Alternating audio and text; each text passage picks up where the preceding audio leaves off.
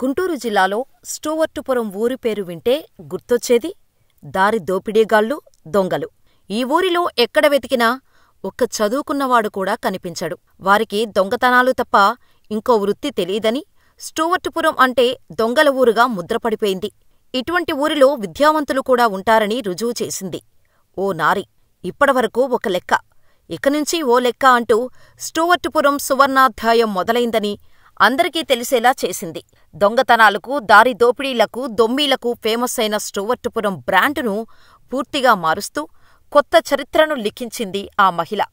స్టూవర్టుపురానికి భారతదేశంలో కీర్తి తెచ్చిపెట్టే బాధ్యత భుజానేసుకుంటూ తన జీవన ప్రస్థానాన్ని మొదలుపెట్టి ఈరోజు ఓ యూనివర్సిటీ వైస్ ఛాన్సలర్గా పదవిని చేపట్టి స్టూవర్టుపురానికి ఉన్న మకిలిని వదిలించింది. ఆమె గురించి తెలుసుకోవాలంటే వాచ్ ది స్టోరీ. ఆమె ఎవరో కాదు, ప్రొఫెసర్ సాతుపాటి ప్రసన్నశ్రీ. తాతల కాలంలో చెడ్డపేరు మోసిన స్టూవర్టుపురం ఈరోజు వైస్ ఛాన్సలర్ ప్రసన్నశ్రీ కారణంగా తలెత్తుకుంటోంది. కష్టపడి చదువుకొని ఉన్నత స్థాయిలో ఉద్యోగం చేపట్టి ఈరోజు ఉన్నత స్థానాలకు చేరుకున్నారు.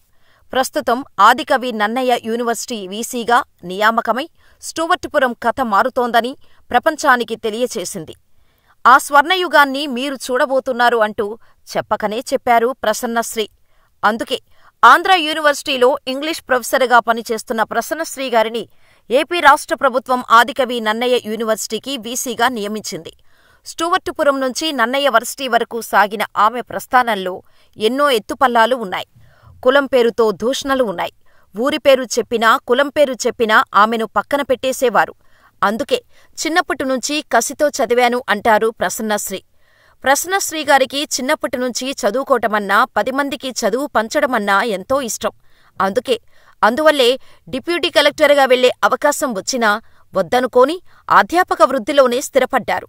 ఇలా ఈరోజు ఆదికవి నన్నయ్య యూనివర్సిటీ వీసీగా బాధ్యతలు చేపట్టారు. ప్రసన్నశ్రీ ఎవరు అడిగినా క్షణం ఆలోచించకుండా తన గతం గురించి చెప్పుకుంటారు. తన తండ్రి గ్రామం స్టూవర్టుపురం అంటే తనకెంతో ఇష్టమని చెబుతారు.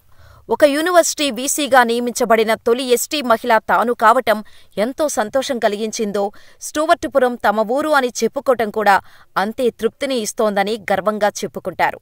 అంతేకాదు, అంతరించిపోతున్న గిరిజన భాషలను కాపాడటానికి గిరిజనుల జీవన స్థితిగతులు, భాషలపై చేసిన పరిశోధనలు చేశారు. ఈ క్రమంలో ఆమె చేసిన కృషిని మెచ్చిన కేంద్ర ప్రభుత్వం 2021లో రాష్ట్రపతి రామ్నాథ్ కోవింద్ నారీ శక్తి పురస్కారాన్ని అందించారు. 19 గిరిజన భాషలకు అక్షరాలు రాసి అమెరికాలో ప్రతిష్టాత్మక ఎండేంజర్డ్ పురస్కారాన్ని అందుకున్నారు.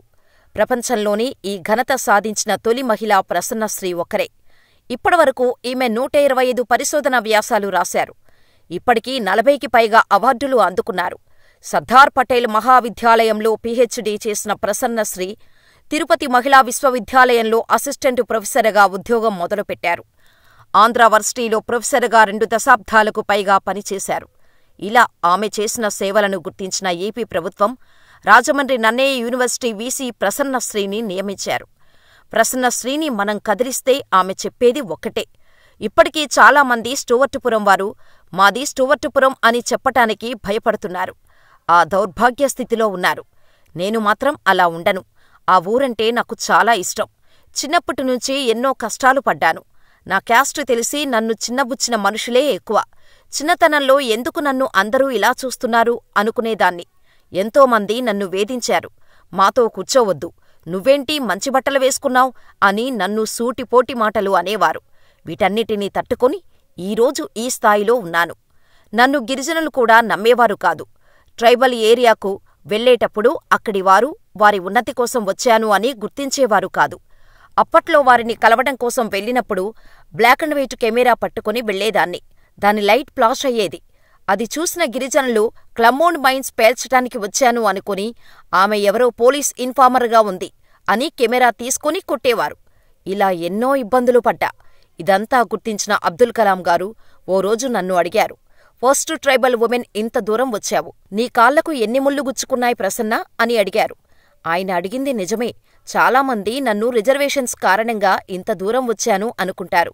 కాని నా కాళ్లకు ఎన్ని ముళ్ళు గుచ్చుకున్నాయో నాకే తెలుసు. అంతేకాదు, బిడ్డను పోగొట్టుకుంటే తల్లి మనసు ఎంత తల్లడిల్లిపోతుందో కూడా బాగా తెలుసు. తన పెద్ద కుమారుడు తేజ్ నయన్ని 1989లో చిన్న కుమారుడు సిద్ధార్థుని 2010లో పోగొట్టుకున్నాను అని గుర్తు చేసుకున్నారు. ఇప్పుడు ప్రసన్నశ్రీ చెప్పే మాట ఒక్కటే. దేవుడు తన 2 పిల్లలను దూరం చేసి కడుపుకోత మిగిల్చినా ఇప్పుడు ఇంతమంది పిల్లల్ని తనకు ఇచ్చాడని అంటారు.